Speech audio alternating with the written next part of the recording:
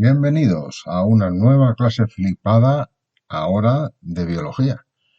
Comenzamos con la biología con un tema introductorio en el que vamos a estudiar la organización y la composición general de los seres vivos. Vamos a por ello.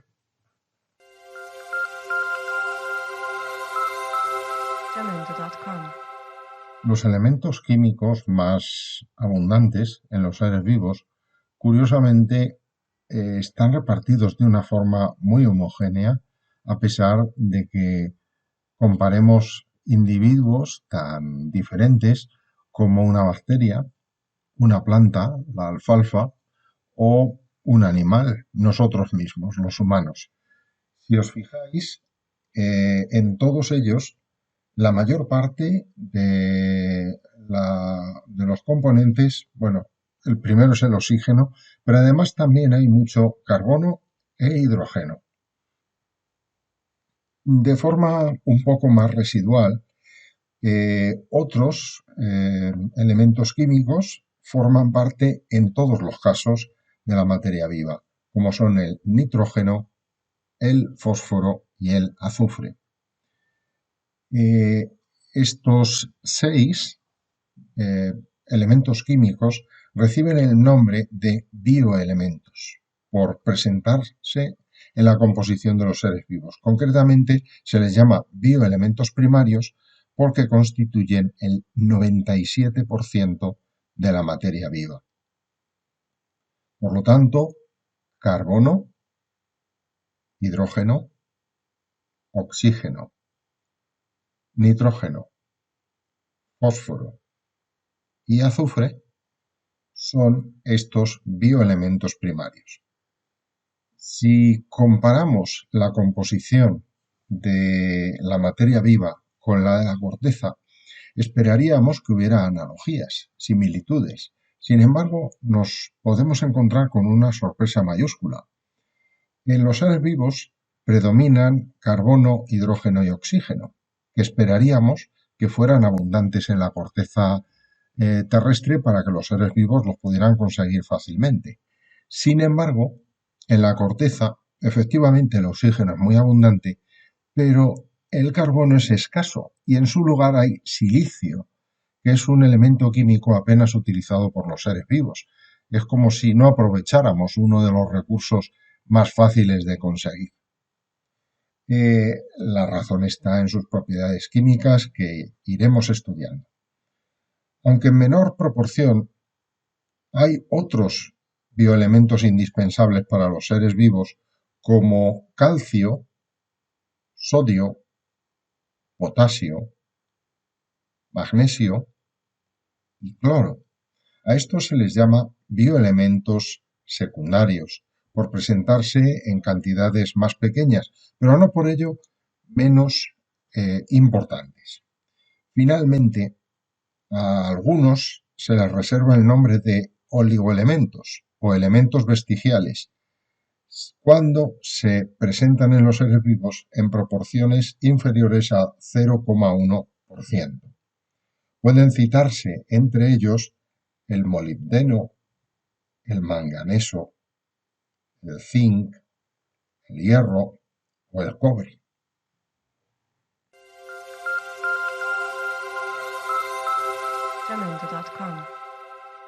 No tiene mucho sentido que nos pongamos a estudiar exhaustivamente los enlaces químicos aquí, pero sí vamos a citar 2 de ellos, porque los átomos de los bioelementos que acabamos de estudiar no se presentan sueltos en los seres vivos, sino que aparecen agrupados, formando moléculas que por estar presentes en los seres vivos se llaman biomoléculas. De modo que lo que mantiene unidas, formadas, las biomoléculas son sus enlaces. En particular, 2 de estos. Hay otros tipos que conoceréis ya y que estudiaréis más en química. Pero aquí solo vamos a hablar del enlace covalente y de este otro que se llama puente de hidrógeno. El enlace covalente es un enlace que se produce por compartición de electrones. Por ejemplo, El átomo de carbono, que tiene estos 4 electrones en la última capa de la corteza atómica, necesitaría otros 4 electrones más para alcanzar la estructura estable del octeto. Como para conseguir eso, cediendo o captando electrones sería muy difícil, porque ceder 4 electrones es muchísimo y captar otros 4 también es igualmente difícil. Entonces, la solución es compartir electrones con otros átomos que estén en circunstancias parecidas. Por ejemplo, con el hidrógeno. El hidrógeno, en su única capa, tiene un solo electrón y esa primera capa se completa con 2 electrones. De modo que está, digamos, a medio camino, exactamente igual que el átomo de carbono. ¿Cuál es la mejor solución para ambos? Pues la que veis aquí. Comparten los electrones más externos y de esta manera se consigue una estructura estable. Para conseguir la estructura estable han tenido que unirse 4 átomos de hidrógeno con 1 de carbono. Este tipo de enlaces son los enlaces covalentes. Sin embargo, los puentes de hidrógeno son enlaces de otra naturaleza. Lo terminaremos de explicar un poco más adelante cuando hablemos del agua.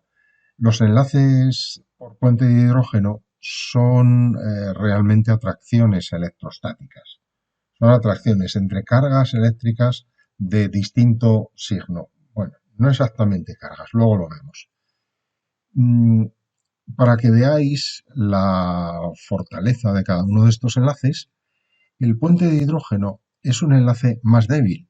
Si os fijáis en esta figura, un átomo de oxígeno unido con uno de hidrógeno mediante puente de hidrógeno ocupa 0,177 nanómetros.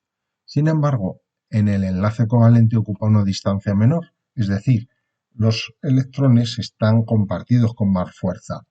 Hace falta más energía para romper esos enlaces. Otra cosa que tenéis que tener clara es el número de enlaces covalentes que puede producir cada uno de los bioelementos primarios para poder entender las fórmulas que vamos a ver este año y sobre todo el que viene. El hidrógeno solo forma un enlace covalente. El oxígeno, 2. Podéis comprobar en la columna de la izquierda el número de electrones que tienen en la última capa y eso os permite calcular cuántos enlaces covalentes tienen que formar. El azufre también forma 2. Puede formar más enlaces covalentes, pero no vamos a ver esos casos. El nitrógeno va a formar 3 enlaces covalentes. El fósforo, 5 y el carbono, como hemos visto, 4.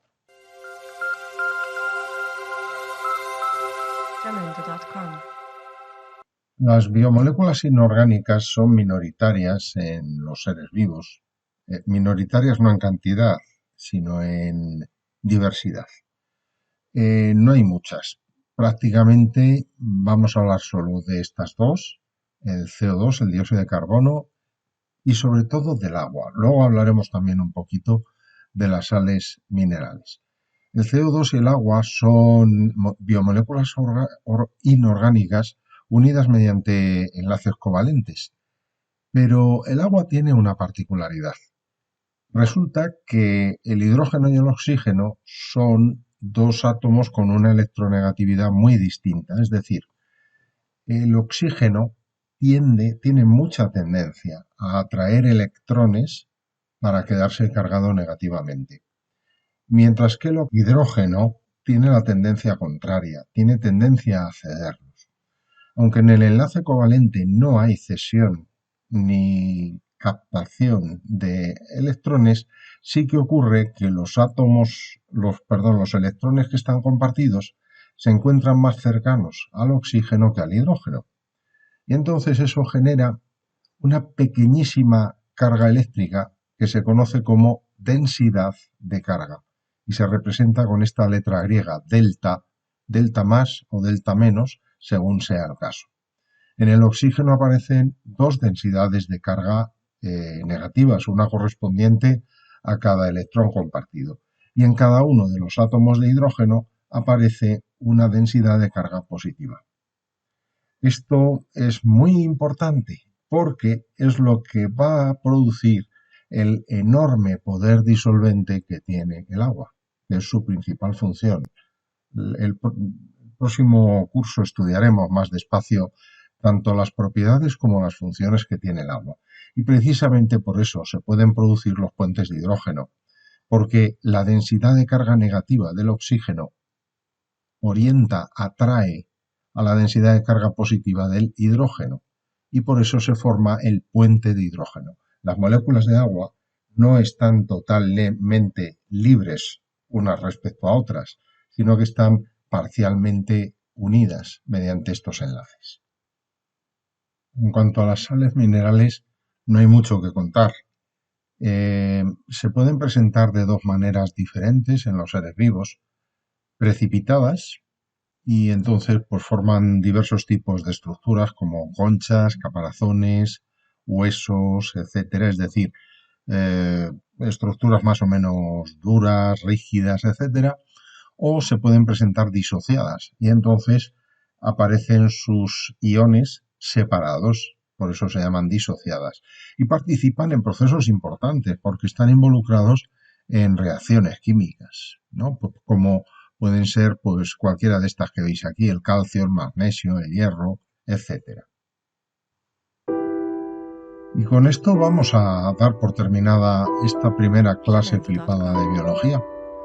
No me voy a extender más. Esta clase y el próximo vídeo posiblemente también quedará cortito porque son un poco más áridos. Vamos a hacerlos más cortos para que se hagan un poco más llevaderos. Espero que os resulten útiles.